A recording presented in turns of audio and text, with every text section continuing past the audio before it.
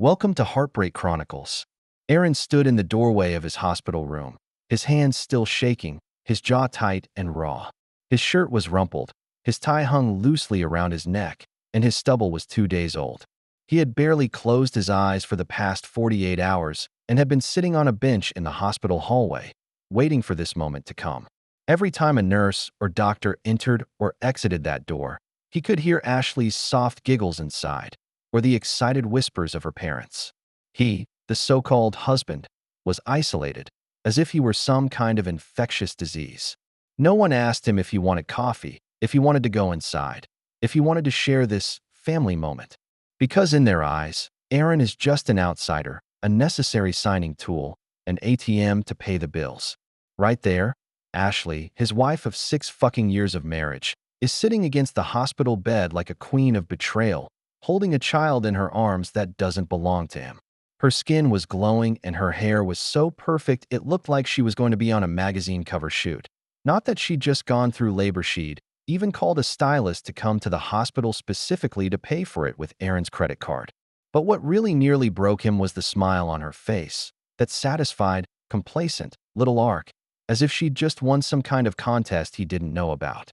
She looked up at him as if nothing had happened, as if their marriage hadn't turned into a pathetic farce. "Will you take me to see Matthew?" After she gave birth, she said, in an almost sweet, soft tone. "I want to show his baby to him." Every syllable she says is like a bullet. "His kid?" Aaron blinked. It wasn't it wasn't you and me, it wasn't both of us. No, it was his. He didn't say anything right away, just walked in slowly, calmly, even too calmly. The nurse glanced at him with that "congratulations on becoming a father" look on her face, and all Aaron wanted to do was laugh, scream, and slam something against the wall. But he didn't. He reached out, picked up the neatly organized birth certificate on the nightstand tray, and with his eyes dead set on Ashley, he ripped it in half, then ripped it again and again. Pieces of paper fluttered to the ground like ashes. "Are you crazy?" Her father bounced up from his chair in the corner like a missile and yelled. Aaron ignored him, his eyes shooting straight to Ashley. "If it's not my child, it's not my problem." Then he took the folder of hospital advance documents out of the drawer of his nightstand and shredded it too, then stuffed the check back into his jacket pocket. The whole room seemed to freeze. Ashley blinked twice, a smile cracking on her face before collapsing completely. "What are you doing, Aaron?" she hissed a question. Aaron took a few steps closer. Her father tried to grab his arm, but he shook it off violently. He leaned down, his lips inches from her ear. "You slept with that muscle-filled gym slugger," he whispered, "and now you want me to raise his kid." Her face turned pale, then flushed a mottled red, and finally reddened with shame. Right there, in front of her father, the nurse, and God, she let out a loud cry. But there was no feeling in Aaron's heart, no pity, no sadness, only a clarity like no other. To understand how it all happened, how Aaron was reduced to looking like a background actor as he watched his wife give birth to another man's child, it would be necessary to rewind 8 months. That's when she started coming home late, very late. Sometimes it's after midnight. Sometimes it's even close to 2 a.m. The reasons are always the same. Book club was late. Stacy had an emotional breakdown. The sisters went out for non-alcoholic cocktails. Aaron chose to believe that he was working overtime himself, fighting for their future, and he thought she just needed a little space of her own. That's stupid. She started using new makeup, wearing lingerie he'd never seen before, and obsessively spraying that citrus vanilla-scented perfume he hated. Her cell phone, moreover, was clutched like a poker chip in a casino, always with the screen face down and notifications turned off. At one point, Aaron walks into the kitchen and she jumps like she's seen a ghost, panicking and shoving her cell phone into her back pants pocket, looking like a high school student hiding a secret message. He noticed it all, but he was in a state of denial until that night. He left work early that day and his boss canceled an evening meeting. It was about 7:30 p.m. The house was dimly lit and unusually quiet, too quiet. Then he heard her voice, soft and breathy, laughing in a tone he hadn't heard in years. He followed the voice to the nursery. Yes, it was the same nursery they had so carefully furnished.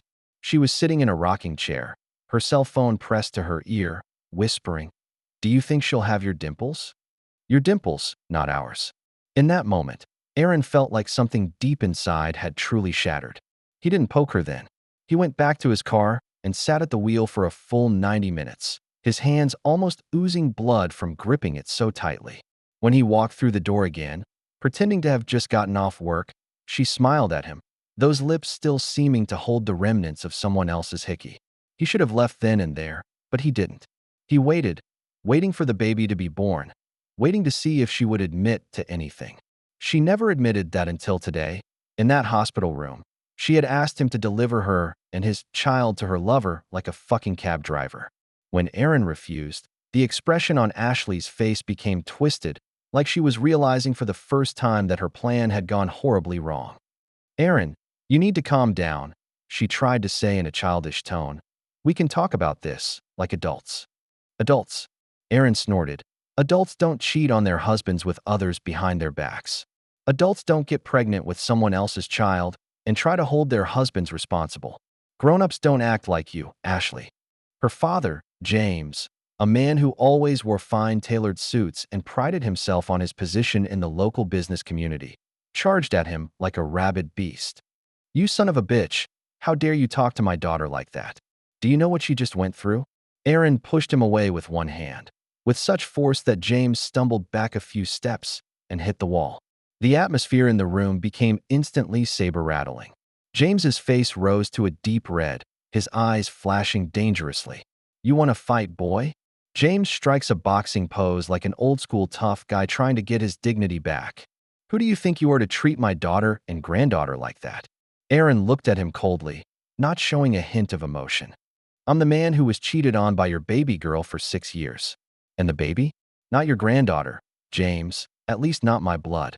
Your daughter chose the father she wanted, and now she must face the consequences. Ashley's mother, Diane, stood up from the corner with a complicated look on her face. She's always been kind to Aaron, and now she looks both confused and angry. Aaron, honey, I don't know what you're talking about. Ashley told us it was your baby and that you planned it together. Aaron laughed that hollow, lifeless laugh that sent shivers down the spine of everyone in the room. Oh, I bet that's what she told you guys. It's like when she tells me she's at a book club or a sisterhood party, when in reality, she's fooling around with that fitness instructor of hers. Ashley's father rushes forward, but Aaron is on guard. He sidestepped while grabbing James' arm, easily keeping the older man in check. Don't do anything stupid, James. I don't want to hurt you, but I will if you make me. James struggles, but soon realizes he's a complete no match in terms of strength. Get off me, he gasped. Aaron let go, his eyes never leaving Ashley. You want to live like a queen, fine, his voice was icy, but don't try to wear my crown. This farce is over, Ashley. The nurse was so stunned by the scene that she screamed and called for security. Ashley's mother sat back in her chair, her face pale. Ashley herself was still crying, clinging to that baby like a shield, as if the little being could protect her from anger and truth. Aaron glanced around, then took a deep breath and straightened his shirt. He picked up the check that had fallen to the floor and carefully folded it and put it in his pocket. Then, without looking back, he walked out of the room, through the corridor, and out of the hospital, leaving a trail of shock and confusion. A few minutes later, 2 security guards arrived at the hospital room out of breath, only to see a crying woman, a confused old woman, and an angry old man. Aaron has disappeared into the spring breeze, just like his marriage to Ashley, once seemingly indestructible, now reduced to nothing. But that's just the beginning. What happened next was something no one expected. Because Aaron's not done, not by a long shot. He didn't go home that night. He couldn't go home at all. He drove aimlessly for hours, stopping halfway at some 24-hour diner in New Jersey and ordering a cup of coffee without touching a bite. His hands were still shaking, and his heart was beating wildly like a war drum. The same image played over and over again in his mind. Ashley holding his baby with a satisfied grin on her face, asking him to drive her to meet her lover. That chutzpah, that fucking arrogance. He stopped at a cheap motel off the highway at about 3 in the morning. He stared at the crack in the ceiling for hours. When he finally drifted off to sleep, her voice echoed in his head. Do you think she'll have your dimples? That one sentence poisoned all the memories they had shared. Their wedding, their honeymoon in Maui, even that night of silly dancing in the kitchen at 1 a.m. All is lost. All is a false smoke. By morning, the anger had solidified, ceased to be numb, and had become acute. He needed answers. He needed proof. Not for the court, not to garner sympathy, just for himself. He got home around 9 in the morning. The house is empty, and Ashley will be in the hospital for at least 2 more days. Without hesitation, he headed straight for her check room. Then he found it, the locked drawer in the lower left corner. Ashley always kept her personal things there, old journals, cards from high school friends. At least that's what she said. Aaron got a crowbar from the garage and, roughly pried open the damn drawer. Inside was a small notebook and a flash drive. The notebook is filled with dates, love symbols, and initials. M. Red Heart A. Third time in the studio. So intense. And a day at the beach with him. Aaron thought I was at my mom's house. He flipped through pages of lies. Not just the most recent, but years-long betrayals. Emotional, physical, blatant. She didn't just cheat. She literally lived cheating as if it was her second life. He plugged the flash drive into his laptop. Inside were dozens of video files and a folder labeled Leg Practice Day Fire. Against his better judgment, he clicked in. The image was of her, in the leggings he'd bought her for Christmas last year, bent over in front of a sweaty, grinning hunk of muscle. Aaron immediately recognized him as Matthew, the fitness instructor, the man who had taught her to be disciplined on Tuesdays and Thursdays while he paid the damn gym bill.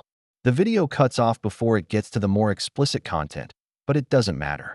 Her giggles, the way she touches his arm, and the way she kisses him at the end of the video when she thinks no one is watching. Aaron closed his laptop and sat in silence for a long time. Then he packed a bag with only the essentials. The rest, he left behind, for her. The house, the memories, the falsehoods, she could rot in them. He didn't care a bit. But he didn't leave the city. Oh, no, he stayed in the neighborhood. Because he's not done. Ashley thought she was playing nice, thought she could maneuver between him and Matthew at the same time, having both her safety net and her playground. But he's been silent for too long, too kind for too long, and too damn forgivable. That afternoon, he had an appointment with a lawyer. He told his lawyer everything, showed him the notes, the video, and the shredded birth certificate. You absolutely cannot support that child, the attorney said bluntly. And with that, you can certainly keep your assets. Very good. It was the first hint of peace Aaron had felt in weeks. But it's not peace he seeks, he wants the truth. Ashley, on the other hand, is about to get more truth than she bargained for.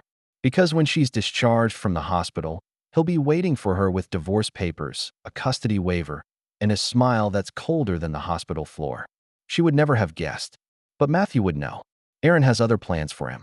The day Ashley was released from the hospital, Aaron made sure he was there. Not inside the hospital. No, he was waiting outside in his car, just far enough to avoid the nurses and far enough for her to see him the moment she stepped out the door. As she stepped out in her soft pink robe, carrying her baby, his baby, in her arms, Aaron rolled down the window and waved. She looked stunned, like she had seen a ghost that had crawled out of the past. Her father was with her, diaper bag in hand, muttering something under his breath. He saw Aaron and cursed. Ashley looked down at the baby and back up at Aaron. Aaron stepped out of the car with the papers. She walked slowly and carefully toward him. Aaron, what are you doing here? She forced a smile, as if he hadn't torn her entire lie apart a few days ago. Aaron didn't say anything, just handed her the craft envelope. She took it hesitantly. What is it? Your next chapter, Aaron said. She opened the envelope, her eyes scanning the first page, then the second, and her fingers began to tremble. You're divorcing me. Her voice cracked.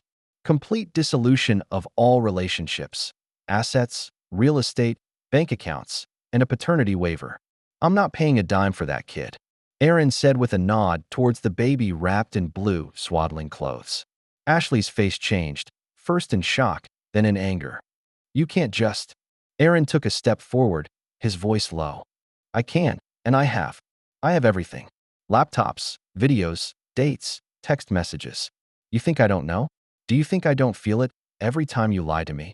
Her father began to move this way as if to say something. Aaron held up a hand. This is between me and her. Ashley's bottom lip quivered. You're favoring doing this now, right after I just had a baby. Perfect timing, Aaron said. Mask off, No more pretending. She snorted. What about what we had, Aaron? What about all the years we spent together? You mean all those years I paid you to go to the gym so you could sneak out and play house with Matthew? The blood on her face faded instantly. She knew he knew it all. For the first time, she was speechless. But Aaron wasn't done. He came closer, an icy fire burning in his eyes. And the best part, I talked to his wife. Ashley's jaw dropped. What? Yes, Aaron continued. It turns out Matthew is married with 2 kids in Ohio. Nice small town life in Ohio. Until I sent her the video, the text messages, and the notes from your little notebook. Ashley froze, her mouth slightly open, as if her brain couldn't process this new layer of betrayal. Pedestrians around them began to eye them with curiosity, and one mother even pulled her child into the distance, as if she feared some sort of dangerous altercation was being staged. But Aaron doesn't care at all. He's waited too long for this moment. You contacted her? Ashley's voice held a hint of fear. How could you? Don't worry, Aaron added, his voice soft but chilling. She's flying in next week. Wants to meet the woman who destroyed her family. Oh, and she's got some really fun pictures she wants to share with your parents. You know, the family photo Matthew and their kids took last Christmas, a picture of their family of 4 barbecuing in the backyard, and some pictures of his house in Ohio. That house he never told you about. Ashley's face turned pale, and her eyes glittered with panic. Her knees weakened slightly, and she had to grab the stroller to support herself. The baby moved uneasily in its swaddling clothes, as if sensing its mother's nervousness. Good, Aaron thought to himself. Let her have a taste of weakness too. You're a devil, she hissed, tears welling up in her eyes again. How could you do this to me when you know I just had a baby? Aaron sneered. And you know full well that we had 6 years of marriage, that I trusted you, that I loved you, and yet you chose not just to betray me, but to humiliate me. In the hospital, in front of everyone, letting me know that the baby was his. Have you ever thought about what that did to me? His voice trembled slightly as he said the last sentence, the first time he had shown a trace of real emotion in front of her. Ashley seemed to notice this as her expression softened a bit, and she reached out to touch his arm. Aaron, I never meant to hurt you. The thing is, it happens. Aaron took a step back to avoid her touch. No, Ashley, things don't just happen. Cheating is a series of choices, and each step is your decision. You chose betrayal. You chose lies. You chose to make me a laughingstock. And now you're going to have to face the consequences of those choices. So this is your revenge. Her voice trembled with anger. Ruin my life like you think I ruined yours? No, Ashley, Aaron whispered, an almost compassionate expression coming over his face. I'm a mirror. You just finally saw yourself. Everything you experience is a direct consequence of your own behavior. If the mirror reflects an ugly image, it's not the mirror's fault, but the person standing in front of it. Ashley's father, the man who has always solved everything with money and power, actually looks a little helpless at the moment. This is ridiculous, he tried to intervene, but the usual authority was lacking in his voice. We can settle this in private. There's no need to make things so ugly. Aaron turned to him, his eyes calm. Private settlement? Like when your daughter, privately, betrayed me for 6 years. No, James, not this time. The truth deserves to be made public, no matter how ugly. Her father intervened angrily. You'll pay for this. Aaron looked at him, calm as usual. I've paid for it, for 6 years. Now I pay up. With that said, Aaron turned around, got into his car, and drove straight away without looking back. But the story doesn't end there.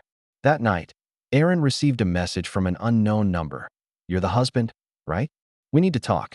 He ruined my life too. It's Matthew's wife. What she was about to say next would change everything. Her name is Claire, Matthew's wife. Before he could reply, she sent another message. I watched those videos. Thanks for sending them to me. He always said his late nights were for training sessions. That's one of the things about training, I guess. Aaron stared at the message for a long time, unsure of what to say. Talking to another victim of this farce feels strangely like discovering that the monster that's been hiding under your bed turns out to be haunting someone else, too. He finally replied, He got my wife pregnant. I found it at the hospital, the day she gave birth. Her input bubble popped up immediately. He told me they stopped seeing each other months ago. Looks like that was a lie, too. Aaron doesn't know what he expects from her. Resentment? Anger? Silence? Instead, she ended up asking, "Can I give you a call?" He hesitated, then typed, "Give me 10 minutes." Aaron grabbed a beer from the fridge and sat on the back porch. It was drizzling outside, the kind of gross rain that was supposed to be peaceful, but there was no peace in his chest, only the cold, tight knot left by betrayal. She called. Her voice was tired, warm, but tinged with sharpness. "I'm sorry you're going through this," Claire said. "I wouldn't wish it on anyone." "You too," Aaron said. "When did you find out?" "A couple months ago, saw a pop-up message on his Apple Watch. Saw the name, Ash, and a love emoji. He said it was just one client who was extraordinarily enthusiastic. I wanted to believe him at the time." Her voice choked for a moment, but quickly steadied. "But I have a gut feeling something's not right." "Yeah," Aaron murmured, "that gut feeling. We always ignore it until it's too late." She paused. "You said your wife is pregnant." The due date coincided perfectly with the timing of their training session. "And now she wants me to raise that baby, like some kind of consolation prize." Claire drew a sharp breath. God, these people. They were silent for a while, each sitting in a different world, yet both destroyed by the same man and the same woman. "You said you were coming to town next week," Aaron asked. "That's what I was going to do. But for now, I guess I'll have to come early. I need closure. I want to see Ashley in person." Aaron smiled bitterly. "We both want to." It was then that an idea hit him. "Perhaps we can do this together," he said slowly. "You, me, and them. In a room. No more lies, no more games." She didn't answer right away. Then, "I'm in." 2 days later, Claire flew in. Aaron felt a strange nervousness as he picked her up at the airport. They'd communicated many times over the phone and via text message, but meeting face-to-face was another matter entirely. As he waited in the arrivals area, he couldn't help but imagine what she looked like. Perhaps a petite woman with sad eyes, or a tough, serious career woman? Aaron recognized Claire immediately as she stepped out of the arrivals lane. Tall, with well-defined cheekbones, chestnut curls cascading over her shoulders, dressed in simple jeans and a white shirt, with light makeup on her face. But what was most striking was the look in her eyes, with a kind of vicissitude that didn't fit her 30-something years and had seen too much pain. It was a look Aaron had seen in the mirror, the sobriety and determination of betrayal. "Claire." He stepped forward and held out his hand. She smiled slightly and ignored his hand, giving him a brief hug straight away. "Aaron, it's good to see you, though I wish it were under better circumstances." The atmosphere was unexpectedly relaxed as they talked on their way to the city center. Claire talks about her life in Ohio, her 2 children, 7-year-old Emma and 5-year-old James, her interior design work. For his part, Aaron shared his experiences in the financial industry and his interest in photography, which he has recently begun to study. They discreetly avoided that obvious topic until they reached the quiet cafe. In a cozy corner seat, the two sat down facing each other and ordered coffee and light snacks. Finally, Claire broke the silence. "So," she said softly, wrapping her hands around her coffee cup as if drawing warmth, "I talked to Ashley on the phone last night." Aaron raised an eyebrow. "Oh, well, she called. It was about 1 a.m. I guess she was drunk." Claire laughed bitterly and shook her head. "It started out as an apology, saying that she didn't know Matthew was married and didn't know there were children. Then there was the threat that she would make me regret it if I came here and messed up. It ended with a plea, crying, begging me to consider her child. She said that little girl needed a father." Aaron was silent for a moment, then asked, "How did you answer?" Claire took her cell phone out of her bag and played a recording. Aaron heard Claire's calm, restrained voice. "Ashley, I don't know you, but I know what kind of person you are. You're willing to sleep with a married man and steal a husband and father of children that belongs to another woman. You don't care about destroying other people's families as long as you get what you want. So no, I'm not going to feel sorry for your situation or back down from your tears. If you really care about your child, tell her the truth, that her father is a liar and her mother is an accomplice." Aaron looked at her in surprise when the recording ended. "Wow, that's really directly." Claire shrugged, a hint of guilt appearing on her face. "Maybe it's too direct, but after being cheated on in a 10-year marriage, I realized that honesty was the only luxury I had left." "She begged me not to go public," Claire continued, stirring her coffee. "Told me she loved him, said there was a special connection between them. as if I was the obstacle to their fantasies. As if I should be happy to stand aside and let him pursue true love. Aaron clenched his teeth as the remembered anger flared up again. Ashley said almost the same thing. Says she feels alive when she's with him, as if we don't have enough life together. It's as if 6 years of marriage, all the promises, all the moments together, were less exciting than the cheating she did with that muscle man at the gym. Claire leaned forward, a spark of determination in her eyes. You know what I hate the most? Their arrogance. They thought we'd cower like kicked puppies, accept their betrayal, and even make way for their happiness. Her fingers squeezed her coffee cup tightly. I want to see their faces when they realize it's over, not just for one of us, but for both of us. I want to see the moment they realize the game is over. Aaron nodded, feeling for the first time a strange connection, not through shared hobbies or experiences, but through a shared determination to betray and avenge. Then, he said, we need a plan. Aaron nodded. They made a plan. Ashley thought she was asking Aaron to talk at her favorite Italian restaurant. Matthew thought Claire had forgiven him and wanted to meet privately.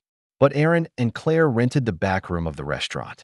As Ashley and Matthew walked in together, arm in arm and smiling, they saw Aaron and Claire sitting side by side. Claire didn't say a word, and neither did Aaron. They just watched those two faces shatter like glass under pressure. Matthew's arm slipped from around Ashley's waist. Ashley took a step back like she'd seen a ghost. Finally, Claire stood up. So, she said, her voice calm but slightly shaky. Who wants to explain first? A dead silence ensued. And the storm, it hasn't even really started yet. Ashley's face contorted into a look Aaron had never seen before, with a primal panic that was completely off script. You told me she moved out. Ashley hissed at Matthew, her voice low but spiteful. Matthew opened his mouth, but nothing came out. His lips twitched and his eyes went wide, like a man who had just realized that the rope he had been climbing was actually a noose. Claire didn't flinch. She stepped forward and dropped a craft envelope on the table in front of them. Bank records, she said flatly, hotel receipts, text message backups, security footage from our garage. You two are disgusting. Ashley glanced at the envelope as if it was going to explode at any moment. I didn't mean for things to turn out this way, she said weakly. Aaron laughed loudly, and the entire restaurant turned their heads. He doesn't care. You didn't mean what? Didn't mean for me to walk into that hospital room and hear you ask to introduce your bastard son to that gym plaything of yours? Not intentionally using me as a backup while playing house with that steroid addict behind my back. Matthew has finally found his voice. Look, man, I didn't know she was married at first. Save it, Aaron interrupted. You've been to my house. You helped me move that treadmill into the basement. And I bought you a beer. Ashley took a step forward at the moment, desperation in her voice. Aaron, please. I know I screwed up, but we can fix it. I just had a baby, my hormones are out of whack. I'm not thinking clearly. Claire let out a dry, bitter snort. Oh no, sweetheart. You were clear in your head, clear for 9 whole months. Ashley turned to Claire. You don't understand. He said he was leaving you. He said he wanted to be with me. Matthew's eyes snapped open. What? No, I didn't. I told you I was working things out with Claire. The room fell silent again. This time, Ashley looks like she's about to pass out. Just then, Aaron spoke up. The kid. Good luck getting Matthew's name on the birth certificate. I have had my attorney file a paternity waiver. Don't you dare try to get a dime of child support from me. Ashley blinks as if she can't comprehend those words. You can't do this. Claire laughed. He's done it. You ruined everything. Ashley finally cried out, tears coming to her eyes. No, Aaron said slowly as he stood up. You did it yourself. With lie after lie, betrayal after betrayal. You've turned our marriage into a garbage incinerator, and you expect me to fan the flames for you. Claire stood up too. And Matthew, we're done. I've spoken to an attorney in Ohio. I'm taking the kids in the house. You'll be lucky to see them in a hotel for the weekend. Matthew's face is pale. I made a mistake. He said weakly. No, Claire said coldly. You made a choice. The silence that followed was the sound of two people watching their false world burn out in reality. Ashley slumped into her chair, sobbing. Matthew just stood there, holding his head in his hands as if trying to rewind to reality. Aaron looked over at Claire, and for the first time since this all began, he saw a glimmer of power shining through both of them. They turned and walked out together. There's no turning back, and there's no need to. They've seen enough. Outside, the rain has stopped. Claire exhaled slowly. You know what the worst part is? She said. Aaron shook his head. They didn't even say they were sorry. Somehow that makes it all feel more real. But they're not broken, not anymore. They're, like, just getting started. After exiting the restaurant, Aaron and Claire didn't immediately go their separate ways. They sat down at a nearby bar and ordered 2 whiskeys. Under the dim lights of the bar, their faces all wore a complex look, the fullness of victory intertwined with lingering hurt. You know, Claire said softly, tapping her fingers on the glass. I thought I was going to cry, or scream, or do something more dramatic. Aaron took a sip of his drink and felt the burn at the back of his throat. I thought it would too. In imagination, I would have at least punched that asshole in the face. Then why didn't you? Aaron thought for a moment. Because they're not worth it. They're not worth our tears. They're not worth our anger. They're not even worth losing control of. Claire nodded, tears glistening in her eyes. Before our marriage ended, Matthew always said I was too emotional and dramatic. Today, I want to prove to him that he's wrong. They clinked glasses and laughed silently. Claire then took an envelope out of her bag and pushed it in front of Aaron. Here's the evidence I gathered at my law firm in Ohio. Bank records, text message records, and proof of his business trips over several months. Aaron opened the envelope and quickly skimmed the papers inside. These, enough to win me full custody and property division advantages in court. Claire's voice suddenly became firm. But I don't just want to win the divorce case. I wanted to completely destroy his image in that town.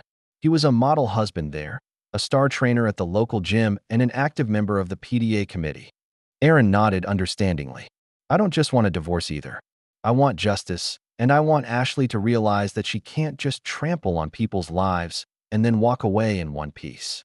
Together they plan the next steps. Claire will contact the local newspaper to expose Matthew's bad behavior. Aaron will make sure that people in their common circle know the truth. They exchanged contact information for lawyers, agreed on details of evidence sharing, and even discussed how to respond to possible counterattacks. A few hours later, they walked out of the bar and stood in the cold night air.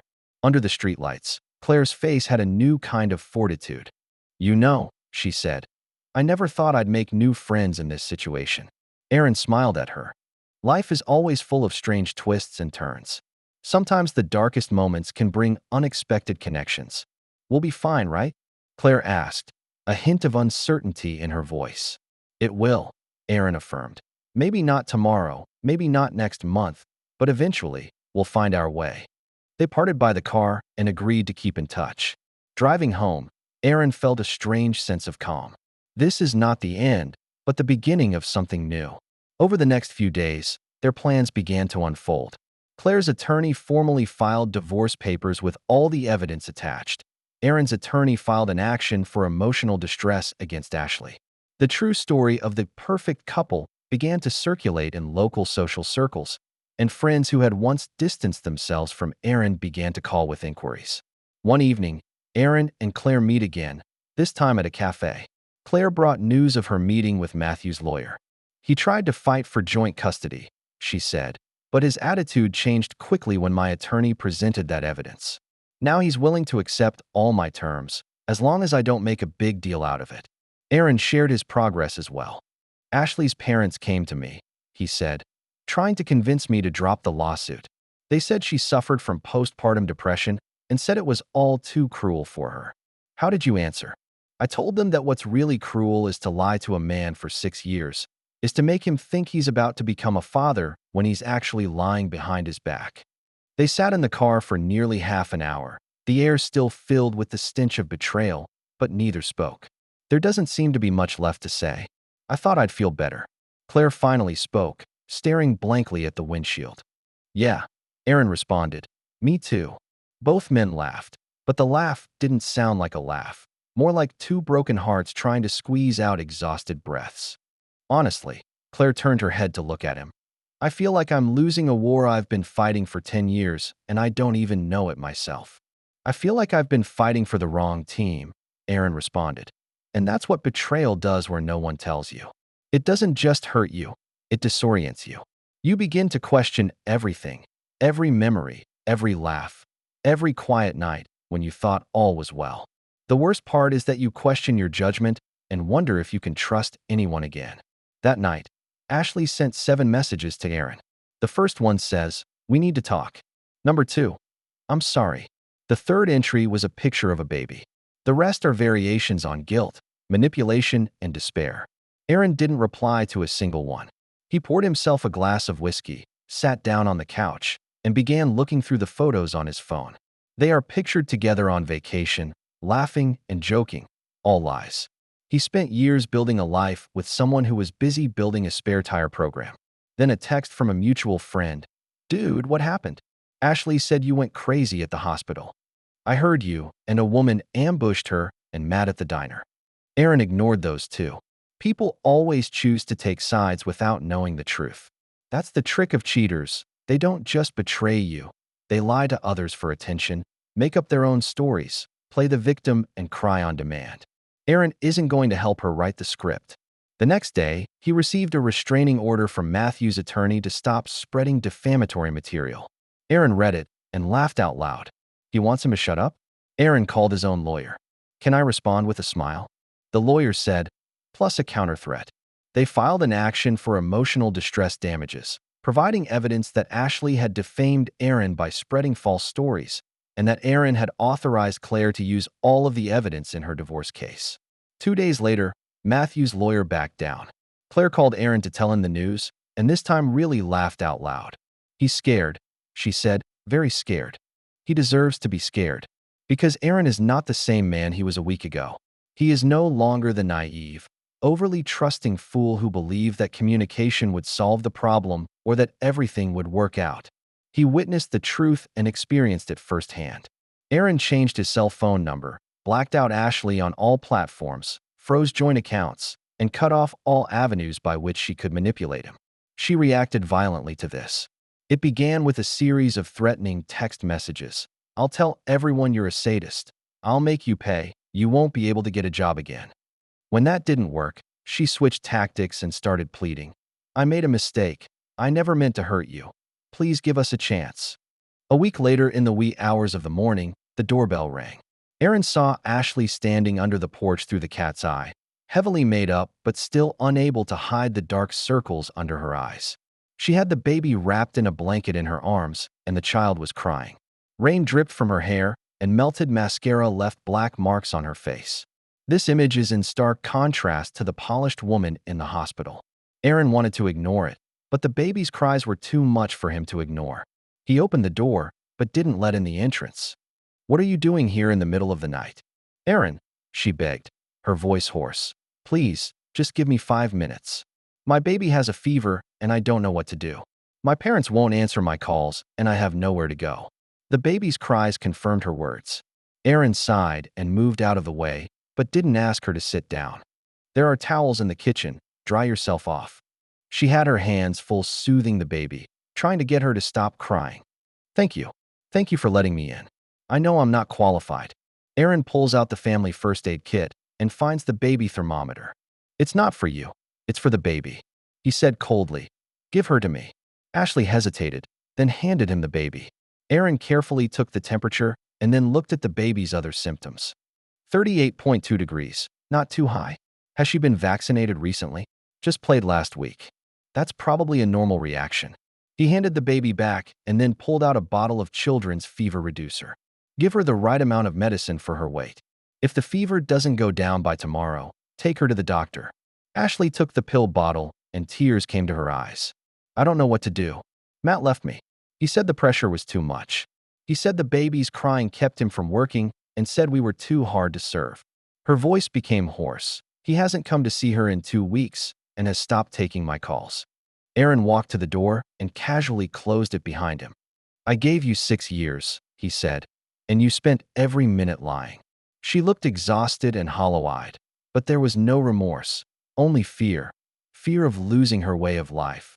Fear of losing control. "Please help me, Aaron. I'm alone now, with no income, and my parents say they won't help me unless I get back together with you." She reached out to touch his arm, but Aaron took a step back. "Are you saying that the man you had a child with doesn't want to raise him now either?" The man for whom you betrayed me and ruined our marriage has now abandoned you." She said nothing, just looked down at the baby in her arms. Aaron shook his head and smiled bitterly. "Sounds like retribution came pretty early this year. Ashley, you made a choice and now you have to live with the consequences." "I made a mistake," she pleaded, her voice quivering. "A terrible mistake. But we can raise her together, just like we planned. She needs a father, and you—" "I'm not her father," Aaron interrupted her. "You know that. She knows that. The whole damn hospital knows that. That's your and Matthew's baby. It's not mine. It'll never be mine." She wiped her face and looked around as if hoping someone would jump out and save her. But no one. Not this time. Her pride, her tricks, her beauty, none of these could help her anymore. For the first time, she looked completely out of control. "You ruined my life," she whispered. "No," Aaron said, stepping back inside and reaching for the door. "You just finally have to live a life of your own making. If you want to do what is best for your child, it is recommended that you get a good lawyer and force Matthew to pay child support. After all, that's what he's supposed to do." Just as the door was about to close, Ashley stuck her foot in the crack. "And so on. At least tell me you forgive me." Aaron looked at her, his eyes calm and cold. "Not everything is worth forgiving, Ashley." But he gently pushed her feet out the door and locked it. Through the small window in the door, he saw her standing on the porch for a long time, rain mixed with tears running down her face. Eventually, she turned away and disappeared into the rain. The silence behind the closed door was the loudest he had ever heard. He stood there, his forehead against the cold wooden door, listening to her soft sobs fade away into the distance. As she left, a strange calm enveloped him. Not calm, not exactly, but like after a demolition, the dust had finally settled, and all he could see were broken bricks. Life as he knew it was over, but for the first time, it didn't scare him. Over the next few weeks, Aaron began cleaning out the house. Not just literally cleaning up, he'd thrown away every framed photo, every scented candle she'd left behind, every little note scribbled with love and lies. It was emotional. He began to put himself back together again, like a jigsaw puzzle that had been broken and scattered on the floor. Some moments still hurt. He'd find her twisted earrings in the carpet, or those pregnancy books with her little post-it notes. "Can't wait for him to kick me." Each time, it felt like a knife stirring between the ribs. Because he used to believe those notes and think she meant every word she said. Claire and Aaron keep in touch occasionally. No flirting, just two people rebuilding their lives after the same fire. One morning, she sent him a message that touched him deeply. "The worst part isn't losing them. It's realizing that they never existed the way you thought they did." Aaron stared at that sentence for a long time because it was true. Ashley isn't who he thought she was. And he, too, isn't who he used to be. One night, Aaron received a message from an unexpected person. "Hey, I'm Stacy. I just found out what happened. I'm sorry." Stacy is Ashley's best friend, the one that Aaron has always thought was a little too loyal and too blind. "She lied to everyone," Stacy added. "Told us you left her while she was pregnant, said you wanted a paternity test out of malice. I feel bad. She played all of us," Aaron replied. "You're just another pawn on the board." Stacy asked if he was okay. "Yeah, he's okay. Not in great shape, but he could go all day without thinking about Matthew's complacent face or that moment in the hospital that tilted his world. He can breathe again." Then came a letter. Not an email, not a text message, but a handwritten letter in a floral envelope. Ashley writes.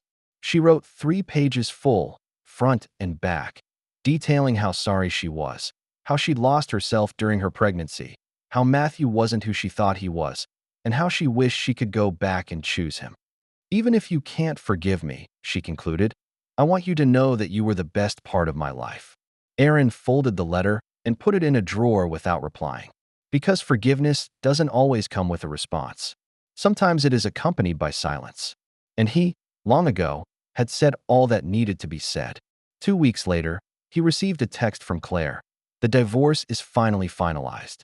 Papers signed in front of him. He cried. "I didn't." Aaron laughed. "Proud of you," he wrote. "Freedom looks good on us." Indeed. And, for the first time in her life, Aaron feels like she's not just surviving, but starting over. It was a quiet Sunday morning when Aaron stepped into that gym again. The same place where Ashley first met Matthew. The same place where he unknowingly paid for their private, training sessions. He walked into the apparatus area like a man returning to the scene of a crime, not for revenge, but to take back what was his. That place could not define him, and their adultery could not rob him of his peace. Matthew's there, alone, no writing pad in hand, no cocky grin, just sweat-soaked sleeves and a face that looked like it hadn't slept in days. He saw Aaron immediately. Aaron thought he'd avert his gaze, but he didn't. He came slowly, like a man walking to a funeral. "Aaron," he whispered. "Look, I know it's pointless for me to say anything right now, but—" "Very well," Aaron interrupted. "Then don't say anything." Matthew froze, his mouth hanging open. "I don't need your apology," Aaron said as he took a step closer. "I don't need closure. I don't even want to hear your voice. I just want you to understand that I see through you now. No mask, no ego, just another coward who can't keep his pants on." Matthew didn't say a word, just stood there, swallowing his shame. "I hope the next part of your life goes better," Aaron added. "Because this one, you've totally screwed up." Then he walked past Matthew and started lifting weights. Matthew didn't follow. Rebuilding yourself isn't as easy as Aaron thought it would be. For the first month, he could barely sleep, and whenever he closed his eyes, he would see Ashley's smile in the hospital or Matthew touching her in the gym. He started drinking heavily, trying to drown out those memories with whiskey, but it only made it worse. His work has also suffered. In meetings, he often wandered off. There were unprecedented errors in his reports, and his co-workers began to look at him with a mixture of sympathy and unease. His supervisor even called him into his office and politely suggested that he get in shape. The turning point came on an ordinary Wednesday afternoon. Aaron was standing in line at the coffee shop downstairs from his office when he heard two female co-workers behind him whispering about him. His wife gave birth to that fitness instructor and tried to get him to raise it, one of them said. "I heard he went berserk in public at the hospital and tore up the birth certificate." "God, that's scary," another responded. "But he's kind of scary the way he is now. Did you see him in the meeting this morning? Hollow eyes, wrinkled clothes, like a wandering soul. I heard his wife has moved in with that fitness instructor and has the kids. It's miserable." Aaron put down the coffee cup in his hand and turned to face the two shocked female co-workers.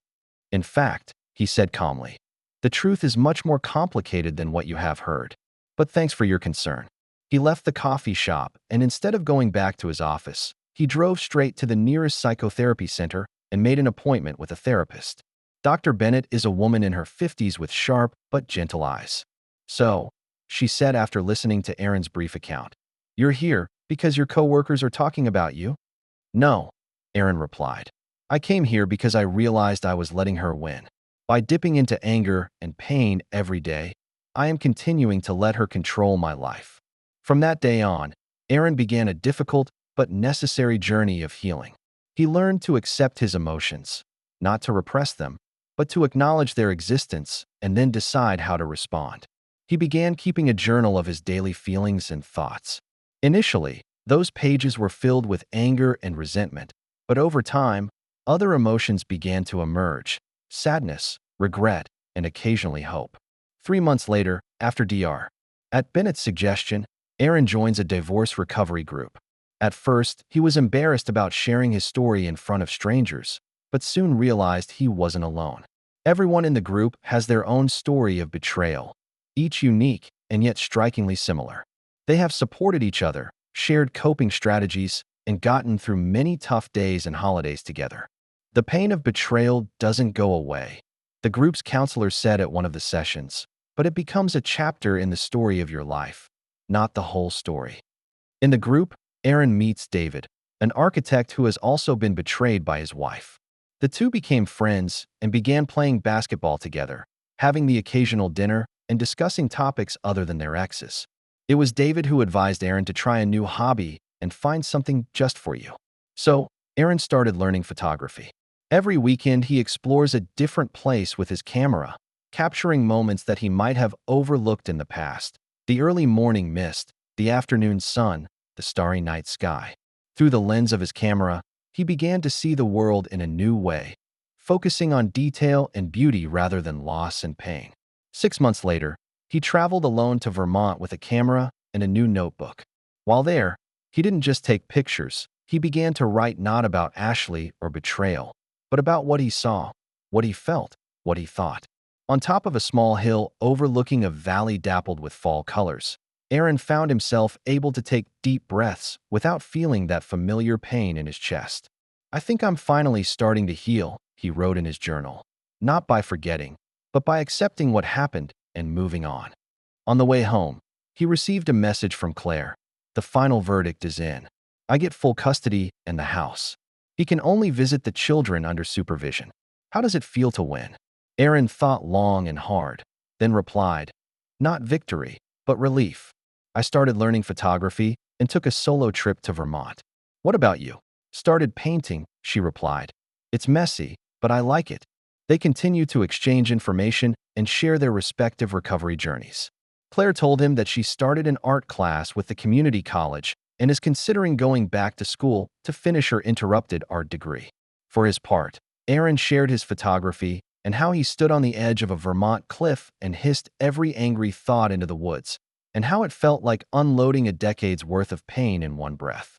"It sounds healing," she said, "and you deserve it." Over time, Aaron rebuilt his social circle.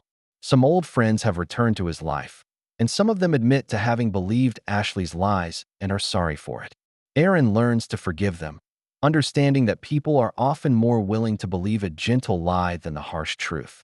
He's also made new friends at the photography club, at a cafe he started to frequent, and even in his new apartment building.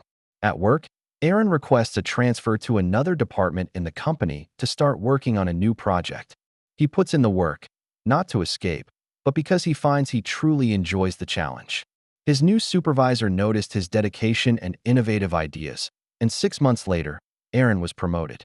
"You know," David said upon learning the news, "maybe Ashley's betrayal was one of the best things that ever happened to you in your life. Look at you now. New job, new hobbies, a whole new life." Aaron smiled, not the kind of bitter smile he's had so often over the past few months, but a genuine, heartfelt smile. "Maybe you're right. Not that I'm thankful for her, but I do thank myself for not staying in that relationship." A year later, the divorce was finalized and the court was completely on Aaron's side. Ashley lost the house they shared and was financially ordered to pay a sizable settlement, and even her parents' intervention didn't help. Meanwhile, Claire won her divorce from Matthew, receiving full custody and most of the community property. One night, Aaron received a text message from Claire with a photo. "Check out our new studio." The photo shows a bright room with paintings on the walls and a professional camera and tripod in the corner. "A partnership in a gallery?" Aaron replied. "Looks good. It's just testing the waters," Claire replied. "And if it works out, we might open a real gallery next year. How's your photography show going?" Aaron looked at the poster for the exhibition taped to the wall, his first solo photography show, titled Rebirth. "It opens next week," he wrote. "And if you're in the neighborhood, you're welcome to attend." Their friendship develops over time, no longer just based on shared trauma, but on common interests and mutual support.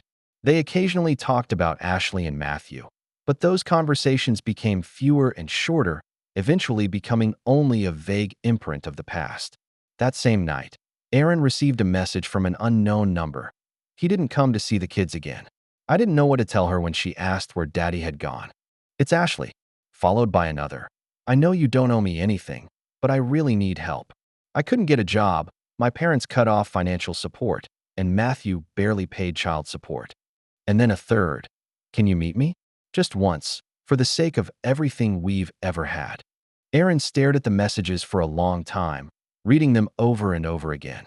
He imagined Ashley at this moment no longer the spirited betrayer in the hospital, but a single mother struggling to survive. He pondered the possible responses. He could taunt her, he could ignore her, he could give her a cold rejection. But he found that the urge to retaliate was gone.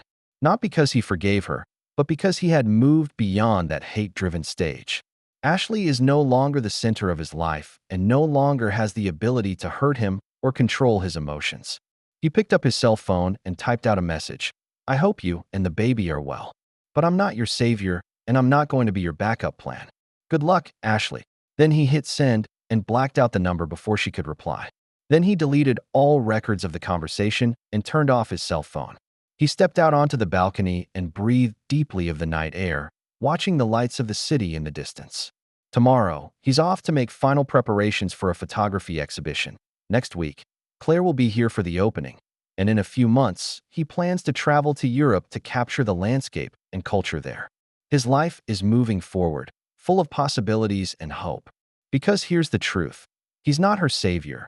He's not the backup plan. He's not the man who's going to raise someone else's child simply because she has no way out. He is free, free to pursue his dreams, free to choose his own path, free to decide who is worthy of his time and attention. He finally realized that leaving wasn't the hard part. The hard part was, well, staying away. Keeping that determination to leave, refusing to go back to the people who hurt you, even if your heart occasionally misses the shadows of the past. But Aaron has done just that. He stepped out of the shadows and into the sunshine. As he returned indoors, ready to rest, he received another text, this time from a woman he'd met in a photography class. "Does tomorrow's coffee date still count?" Aaron smiled and replied, "Sure, looking forward to seeing you." He put down his cell phone and turned off the lights, feeling a peace that had been missing for a long time. Life went on, and he, at last, was ready to move forward. That's the end of today's story. For more captivating tales, hit subscribe and never miss an episode.